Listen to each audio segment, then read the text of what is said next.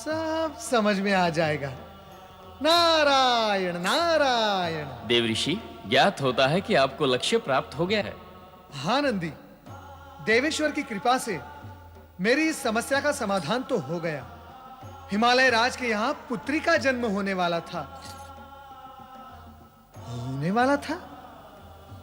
आहा, यही तो मां शक्ति का अवतार है। धन्य हो मां शक्ति, धन्य हो। धन्य हो मां शक्ति, आप धन्य हो।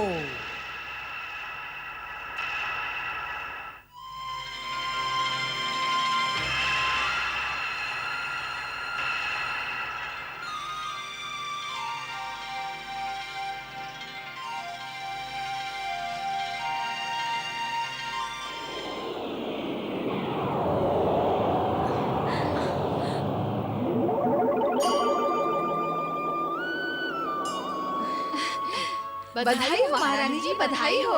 बधाई हो महारानी जी, बधाई हो। बधाई हो महारानी जी, बहुत बहुत बधाई हो। बधाई हो महारानी जी, बधाई हो। बधाई हो महाराज को सुंदर कन्या की बधाई हो।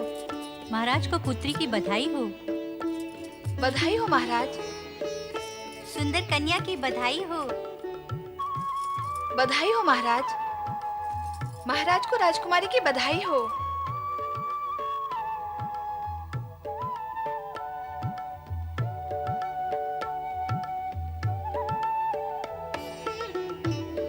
महारानी,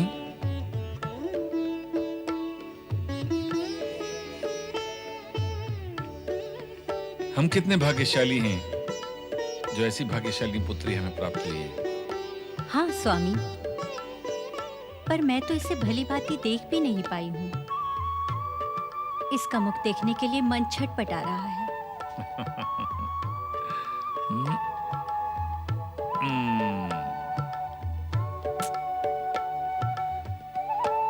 मैना रानी, ये तुम्हारी ही तो पुत्री है। इसे जब चाहे देखो, जितना चाहे देखो। अब तुम इसे देखो और मैं महामंत्री को इसके जन्मोत्सव का आदेश देकर अपनी प्रजा को भी अपनी प्रसन्नता में सम्मिलित करता हूं।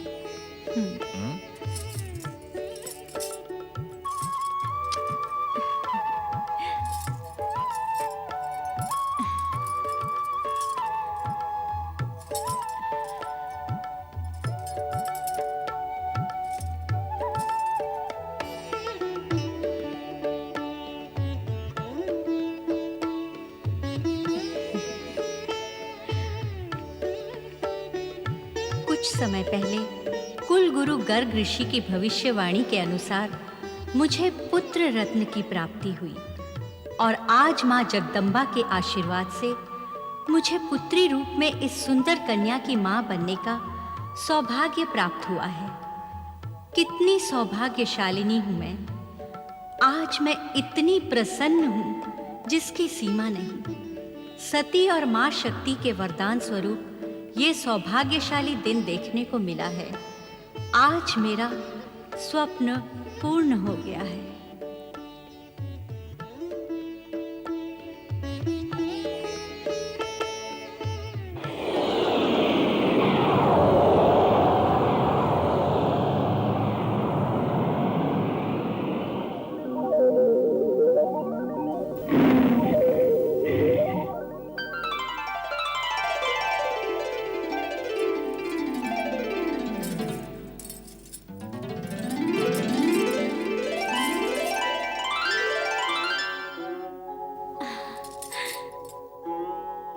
माँ जगदम्बे, तुम्हारी जय हो।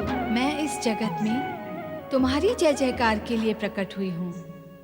तुमने श्रद्धा भाव से भक्ति करके मेरी तपस्या की और मुझे पुत्री के रूप में प्राप्त करने की कामना की थी।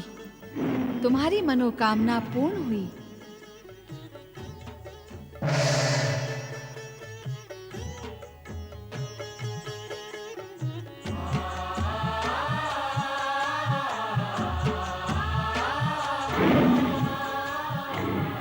या देवी सर्वभूतेषु मातृरूपेण संस्थिता नमस्तस्यै नमस्तस्यै नमस्तस्यै नमो नमः।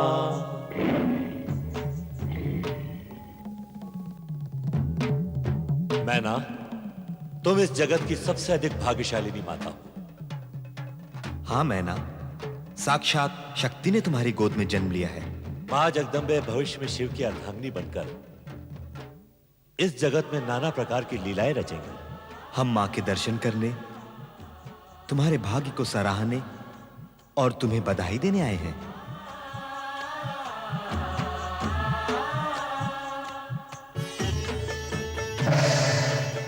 मैना रानी, तुम्हारे द्वारा मेरी पूजा करना, मुझे पुत्री के रूप में प्राप्त करना और मेरा यहाँ जन्म लेना, ये सब कुछ पूर्व नियोजित और उद्देश्यपूर्ण है।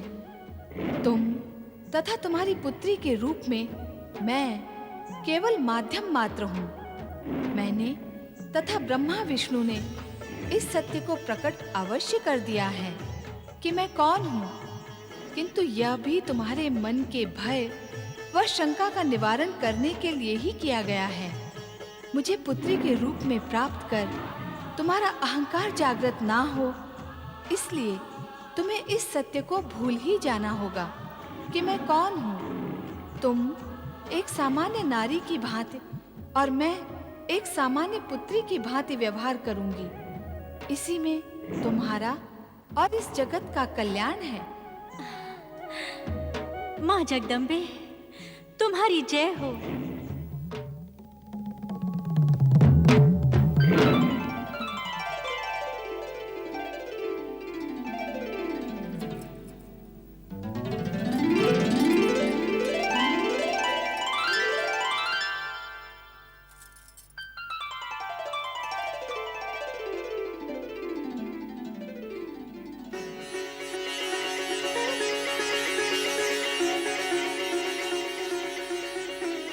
मेरी पुत्री,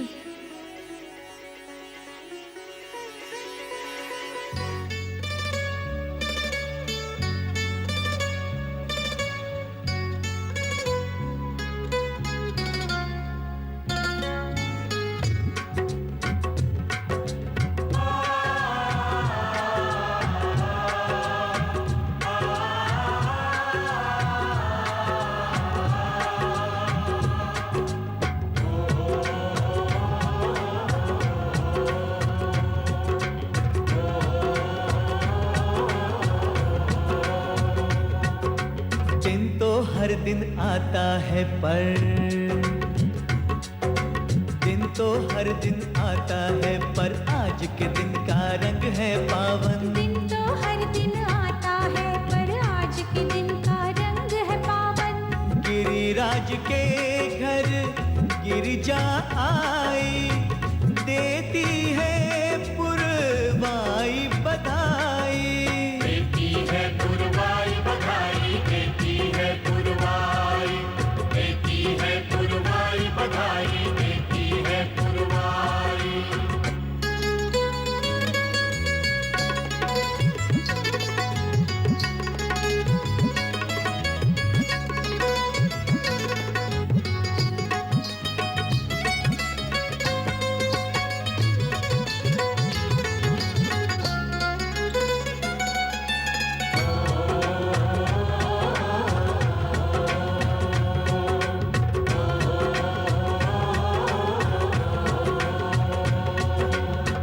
वही है कंगना खनक नई है, वही है बिंदिया चमक नई है।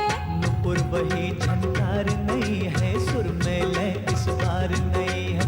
नुपुर वही झनकार नहीं है, सुर में लय इस बार नहीं है। ज्योति स्वरूपा मन को भाई, देती है पुरवाई बधाई। देती है पुरवाई बधाई, देती है पुरवाई, देती है पुरवाई बधाई, देती है पुरवाई।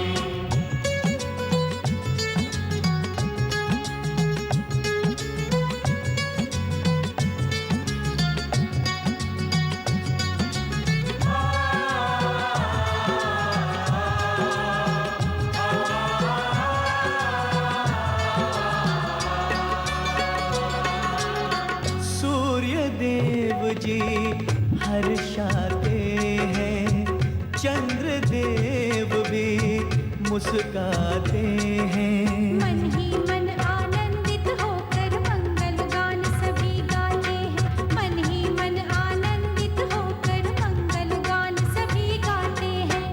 महकी है जग की अंगनाई, देती है पुरवाई बधाई।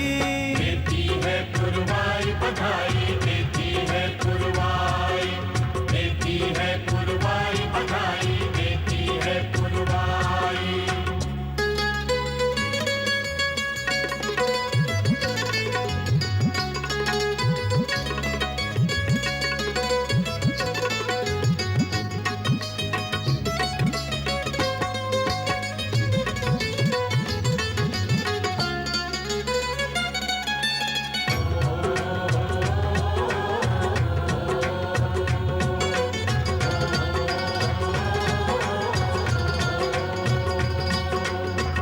देता है आशीष हर एक पल छिन, धन्य हुआ धरती का कण कण। झूम रही यूं सभी दिशाएं जैसे वो कोई पर्व मनाए।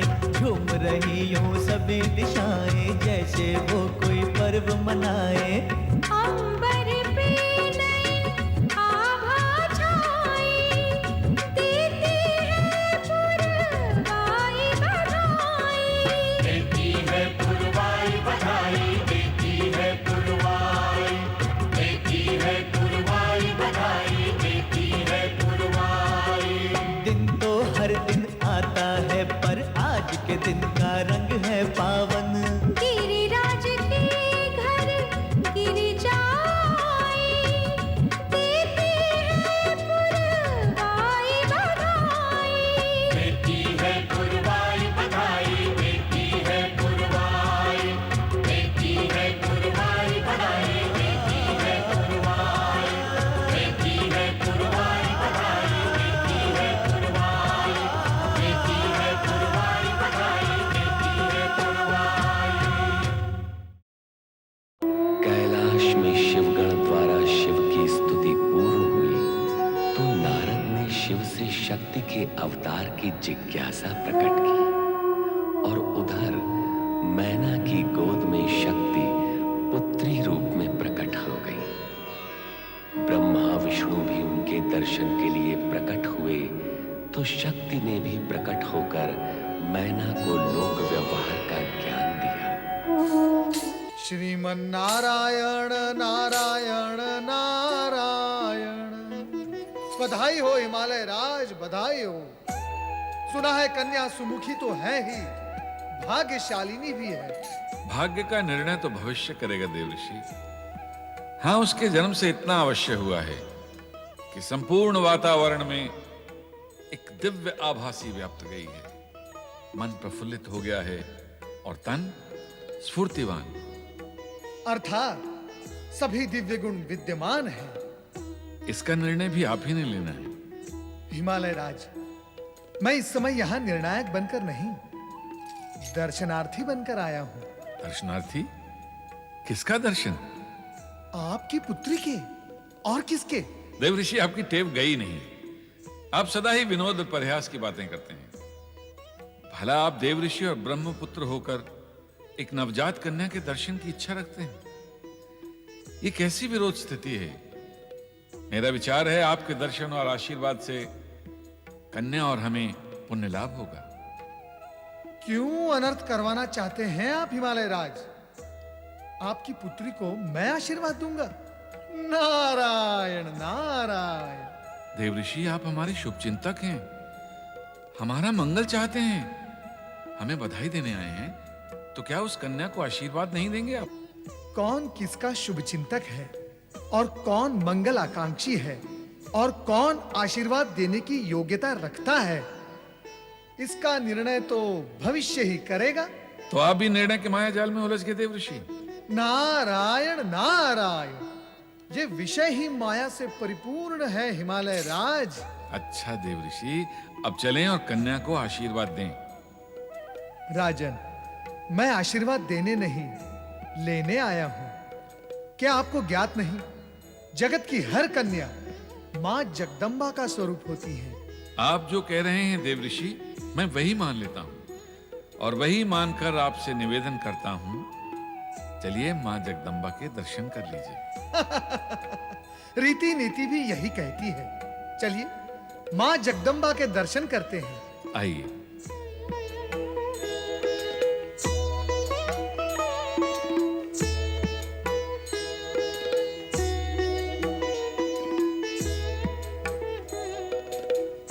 नारायण नारायण। प्रणाम देव ऋषि, मेरा नमन स्वीकार करें। कल्याण भव। आप क्या कन्या को आशीर्वाद देने आए हैं? नहीं महारानी नहीं, मैं तो बधाई देने आया हूँ। तो बधाई के साथ आशीर्वाद भी दे दीजिए। नारायण नारायण, कहाँ से लाऊं वो वाणी जो सत्य स्पष्ट कर सके। कैसा सत्य देव ऋषि? इस जगत का वो विराट सत्य जो घटित होने जा रहा है। आहा, कितनी सुंदर कन्या है।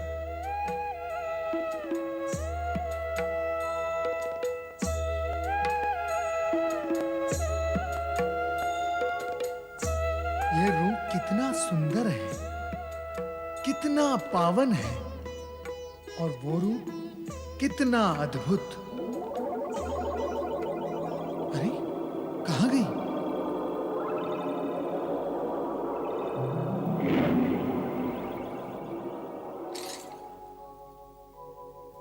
आयुष्मान भव। नारद, मैं शक्ति का रूप हूँ, ऐसे संकेत तुम्हारे मुख से बार बार निकल रहे हैं, किंतु सावधान, ये रहस्योद्घाटन योजना और उद्देश्य दोनों का मार्ग अवरुद्ध करेगा। हिमालय राज और मैना रानी को तो इस सत्य का ज्ञान होना ही नहीं चाहिए। उन्हें सामान्य माता पिता ही बने रहने दो। जैसी आपकी आज्ञा।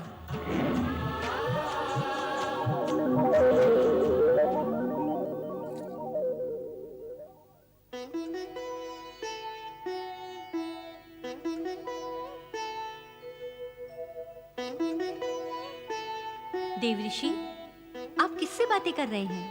और बातें भी ऐसी जैसे जैसे किसी देवी से कर रहे हों। राजन, इस पुण्य धरती पर कन्या को देवी रूप में ही माना जाता है।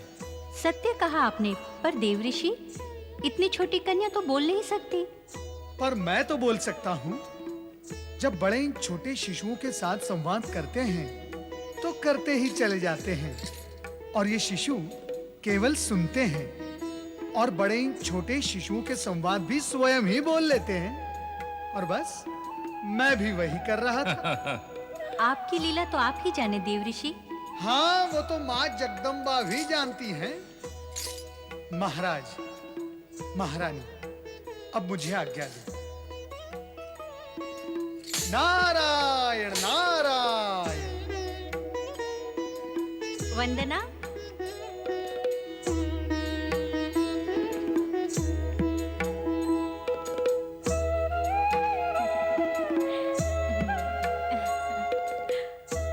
कितनी सुंदर है हमारी पुत्री।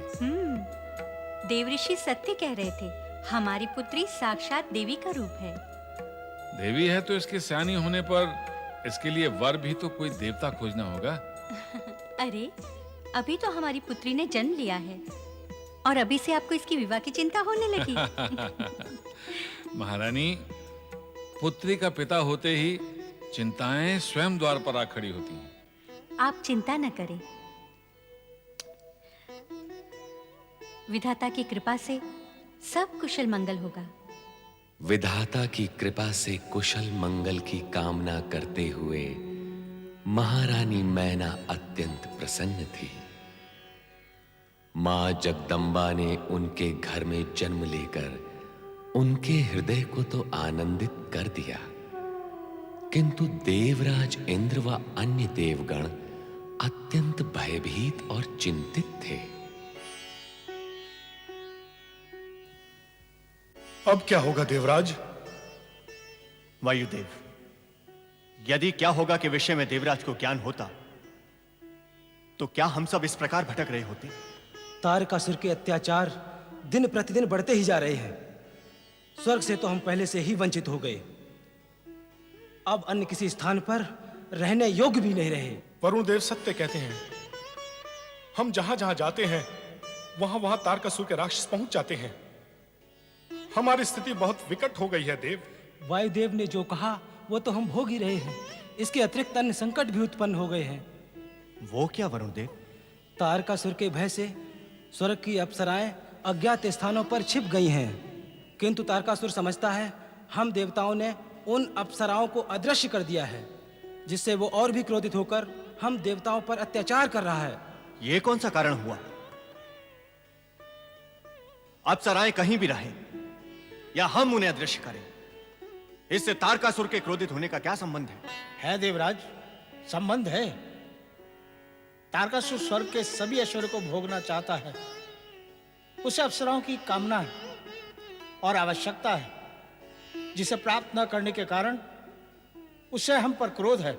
इसी क्रोध के कारण वो अपने राक्षसों को हमारे विरुद्ध उत्तेजित करता है। नारायण नारायण नारायण, श्रीमन नारायण नारायण नारायण, नारायण नारायण। देवराज, नारायण का नाम सुनते ही यदि यह स्थिति होती है तो तारकासुर का नाम सुनते ही कंपन आता होगा।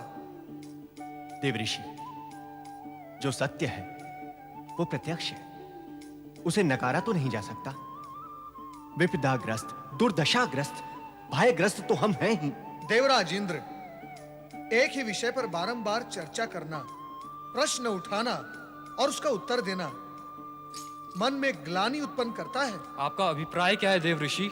वही जो सदा रहा है, और ये मेरा अभिप्राय नहीं है, ये तो विधि का विधान है और प्रकृति का नियम है। अपने कथन को स्पष्ट करें देवर्षि। अनेक बार कर चुका हूं, किंतु उसका लाभ न आप देवगण को हुआ है न इस जगत को। आप तो चक्र बनाने लगे देवऋषि, अपना अभिप्राय स्पष्ट करें। आप देवगण की इस वर्तमान दुर्दशा का मूल कारण नवीन नहीं, फिर देवताओं की ओर से मानव प्राणी को सदा ये संदेश प्रसारित होता रहा है कि कर्म का फल निश्चित है, सत्कर्म का सत्परिणाम और दुष्कर्म का दुष्परिणाम। समझ गया मैं देवऋषि। हमारी वर्तमान दुर्दशा के मूल में हमारे ही कर्मों का हाथ है।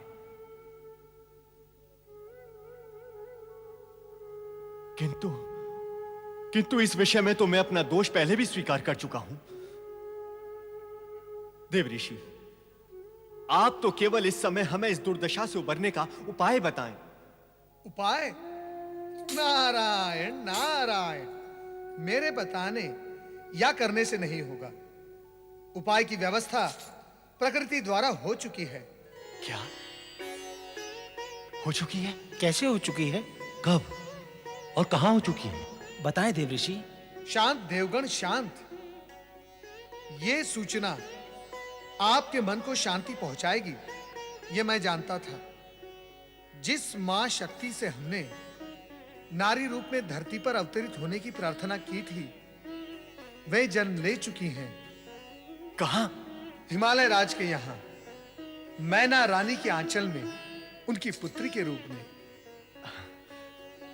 देवऋषि, तब तो हमें हिमालय राज के घर जाकर उनकी पुत्री के दर्शन करने चाहिए। फिर तो उन्हें बधाई देनी चाहिए। हमें शीघ्र वहां पहुंचना चाहिए। हाँ, माँ शक्ति के दर्शन करने में विलंब क्यों? आप देवगण यदि भूल पर भूल करते रहेंगे तो इस दुर्दशा और विपदा से कैसे मुक्ति संभव होगी? अब क्या हुआ देवऋषि? आप लोग यदि हिमालय राज के यहाँ बधाई देने के लिए जाएंगे तो क्या तारकासुर के राक्षस आपका पीछा नहीं करेंगे? मां शक्ति के अवतरण का रहस्य भी वे राक्षस जान लेंगे और आप लोगों के प्रति और भी हिंसक हो जाएंगे। तो फिर क्या करें देवऋषि? समय की धैर्यपूर्वक प्रतीक्षा करें। स्वयं मां जगदंबा भी ये नहीं चाहती कि हिमालय राज और मैना रानी उन्हें शक्ति के रूप में स्वीकार करें या माने, और वे माता पिता के स्नेह से वंचित रह जाएं।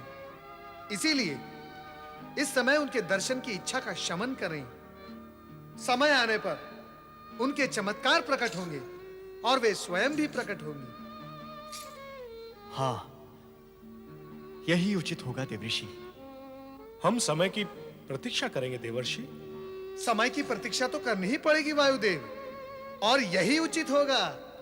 नारायण नारायण। हिमालय राज के यहाँ शक्ति द्वारा पुत्री रूप में जन्म लेने के पश्चात भगवान शिव का हृदय एक विशेष भाव से भर उठा। ऐसा भाव जो उन जैसे वैरागी के मन में इससे पूर्व कभी नहीं आया था। देवताओं ने तारकासुर वध के लिए शिव के मन में सांसारिक और भौतिक भाव जागृत करने की योजना बनाई, किंतु त्रिकालदर्शी शिव इसके लिए तत्पर नहीं थे। नारी रूप में शक्ति तो देवताओं की प्रार्थना पर अवतरित हो चुकी थी, किंतु शिव की सहमति और सहयोग के बिना कार्य अपूर्ण ही था। जन कल्याण के लिए तारकासुर का वध आवश्यक था, और इसके लिए आवश्यक था शिव के मन में राग वृत्ति का उत्पन्न होना। शिव लोक कल्याण के लिए तो तत्पर थे, किंतु इस मार्ग में उनका वैराग्य बाधक था। ऐसी स्थिति में शिव के ललाट पर एक स्वेद बिंदु उभरा और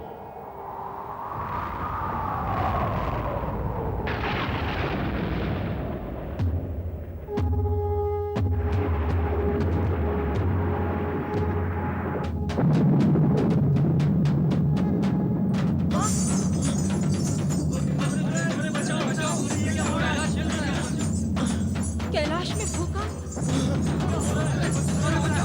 चलो स्वामी की शरण में चले। हाँ। चलो शीघ्र।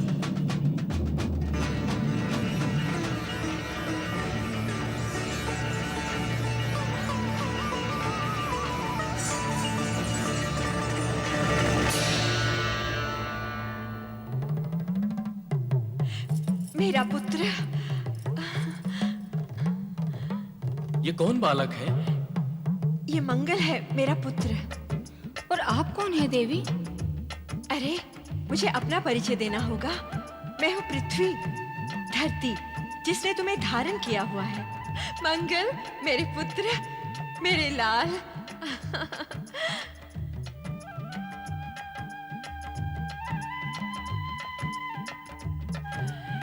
हे देवाधिदेव, सर्वशक्तिमान महादेव, युग युगों से मेरा हृदय पुत्र प्राप्ति के लिए व्याकुल था। मैं प्रतीक्षा कर रही थी इसी दिन की, जब पुत्र की माता बनकर मैं सार्थकता प्राप्त कर सकूं। आपने ये पुत्र प्रदान कर मुझ पर महान उपकार किया है। हे सहन शक्ति की प्रतिमूर्ति धरा, मेरे तेज बिंदु से उत्पन्न ये पृथ्वी पुत्र मंगल के नाम से जग में प्रसिद्ध होगा। इसका नाम ही प्राणी मात्र के लिए कल्याणकारी होगा। मेरे लिए क्या आज्ञा है भगवान? तुम इस शिशु का स्नेह पूर्वक पालन पोषण करो। वो तो मुझे करना ही है देवेश्वर। माँ हूँ तो माँ का धर्म तो निभाना ही होगा। इसके अतिरिक्त मेरे लिए क्या आज्ञा है? समय आने पर सब कुछ स्वयं ज्ञात हो जाएगा। ओम नमः शिवाय।